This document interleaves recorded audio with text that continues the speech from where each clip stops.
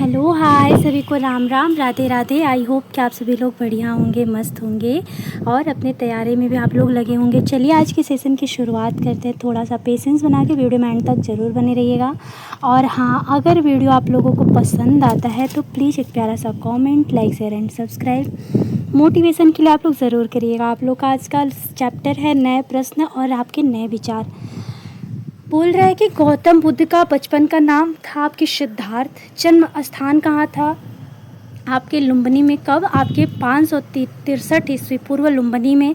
कुल इनका क्या था तो शाक्य था। प्रथम उपदेश कुशीनगर इन्होंने दिया था। ज्ञान प्राप्ति इनको कहाँ हुआ था तो बोध गया में। कितने वर्ष में हुआ था तो आप लोग याद रखेंगे कि 35 आपके ईयर में इनको बोध गया में ज्ञान की प्राप्ति हो गई थी। इनका प्रथम उपदेश आपके कुशीनगर में। बचपन का नाम इनका सिद्धार्थ था। जन्म स्थान इनका लुम्बिनी था 563 ईस्वी पूर्व में। और इनका कुल क्या था तो आपके शाक्य था। और जीवन का अंत कब हुआ था तो 483 ईस्वी पूर्व आपके कुशीनगर में। ज्ञान की प्राप्ति आपके बुजुर्ग बीमार आपके मृत साधु जिसके कारण इनका ज्ञान प्राप्ति याद रखेंगे तो बुजुर्ग बीमार मृत साधु जिसके कारण 29 वर्ष की आयु में ये ज्ञान की खोज में निकले और उन्होंने घर के सुखों को छोड़ दिया। अनेक वर्षों तक भ्रमण करते रहे।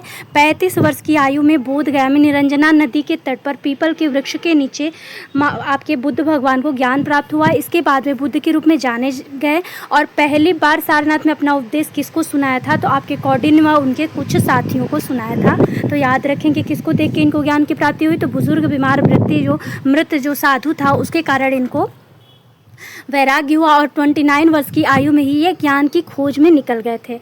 और तो आप पहला उपदेश किसको दिया तो कौंडिन्य और उनके साथियों को दिया था। और पहला उपदेश कहाँ दिया था तो पहला तो उपदेश आपके कुशीनगर में और इनको ज्ञान कहाँ प्राप्त हुआ तो आपके बोधगया में प्राप्त हुआ था। गौतम बुद्ध के शिष्य आनंद व उपाली थे। बुद्ध ने अपनी शिक्षा सामान्य लोगों को प्राकृत भाषा में दी। बुद्ध ने अंतिम लक्ष्य जो है निर्वाण बताए हैं। बुद्ध के शिष्य कौन कौन थे तो आपके आनंद थे और उपाली थे। बुद्ध ने अपनी शिक्षा सामान्य लोगों को प्राकृत भाषा में दी है। बुद्ध ने अंतिम लक्ष्य निर्वाण की प्राप्ति बताते हैं। और सारनाथ में स्तूप का निर्माण भी इन्होंने किया था। क्या सारनाथ में इन्होंने स्तूप का निर्माण भी किया। और प्रमुख शिक्षा क्या था तो इन्होंने जीवन कष्टों व दुखों से भरा हुआ है। यह इच्छा व लालसाओं के कारण होता है। इस लालसा को उन्होंने तृष्णा भी कहा है। और इसका समाधान बताया है कि आत्म संयम हमारे कर्म के परिणाम चाहे अच्छे हों या बुरे हों हमारे वर्तमान जीवन के साथ ही साथ बाद के जीवन को भी प्रभावित करते हैं। तो इन्होंने क्या दिया था प्रमुख शिक्षा जीवन कष्ट से दुखों से भरा हुआ है। इच्छा और लालसाओं के कारण ये होता है। इस लालसा को उन्होंने तृष्णा बताया। इसका समाधान आत्मसंयम बताया है। हमारे कर्म के परिणाम चाहे अच्छे होंगे या बुरे होंगे हमारे वर्तमान जीवन के साथ साथ बाद के जीवन को भी ये प्रभावित करते हैं।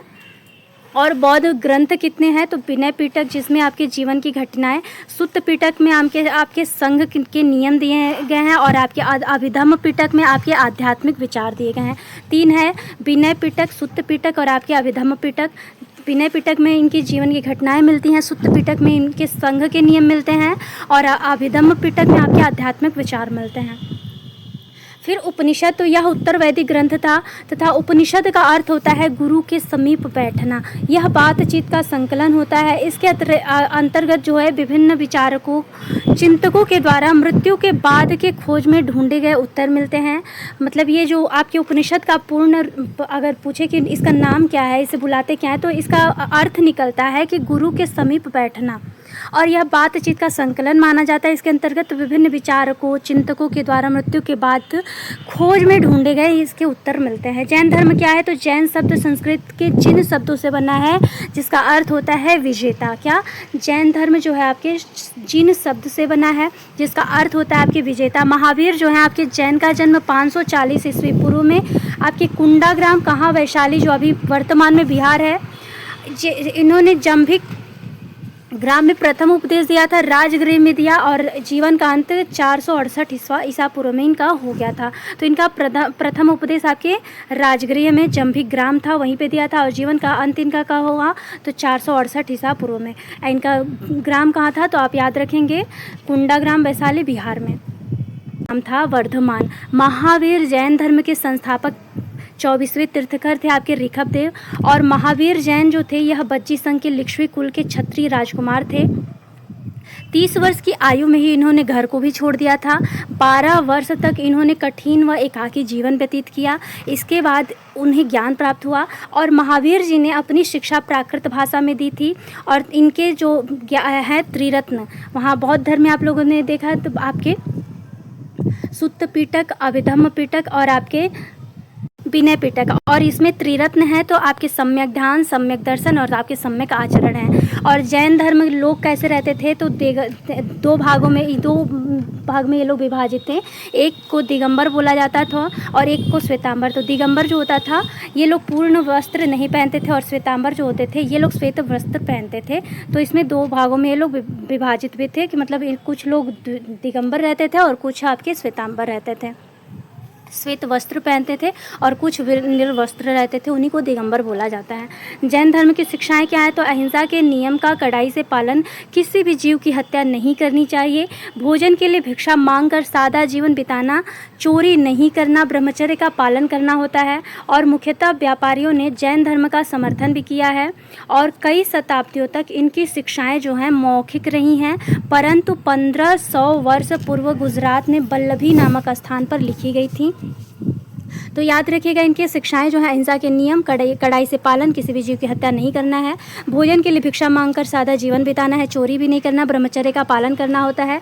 मुख्यतः व्यापारियों ने जैन धर्म का समर्थन भी किया था। कई शताब्दियों तक इनकी शिक्षाएं जो है मौखिक रही हैं, परंतु 1500 वर्ष पूर्व गुजरात में बल्लभी नामक स्थान पर लिखी गई थी। और संघ क्या था तो महावीर तथा बुद्ध दोनों का ही मानना था कि घर का त्याग करने पर ही सच्चे ज्ञान की प्राप्ति हो सकती है।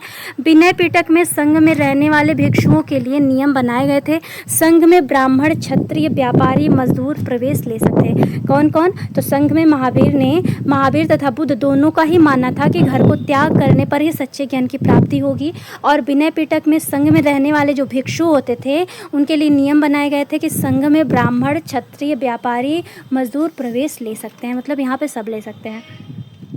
बिहार जो है आपके जैन धर्म और जैन तथा बौद्ध भिक्षु पूरे साल एक स्थान से दूसरे स्थान घूमते हुए उपदेश दिया करते थे, परंतु वर्षा ऋतु में ये संभव नहीं था। इसीलिए इन्हें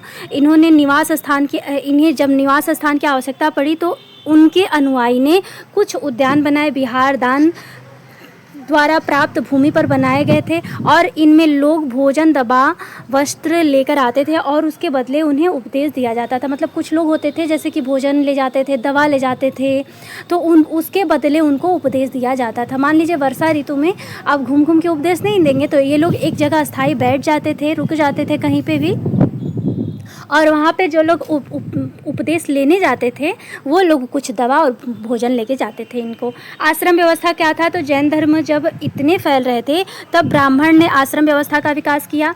आश्रम अर्थात जीवन के चरण, ब्रह्मचार्य, ब्राह्मण, क्षत्रिय, वैसे से यह आशा की जाती थी कि वह सादा जीवन बिताएगा तथा वेदों का अध्ययन करे। गृहस्थ जो है विवाह करने के पश्चात इस आश्रम में प्रवेश हो जाता था। वानप्रस्थ जंगल में रहकर साधना करना और संन्यास जो था सब त्याग कर सन्यासी बन जाएगा। तो इन्होंने जो है आश्रम व्यवस्था कितने तो ब्रह्मचर्य, गृहस्थ, वानप्रस्थ और संन्यास 4 भागों में विभक्त था।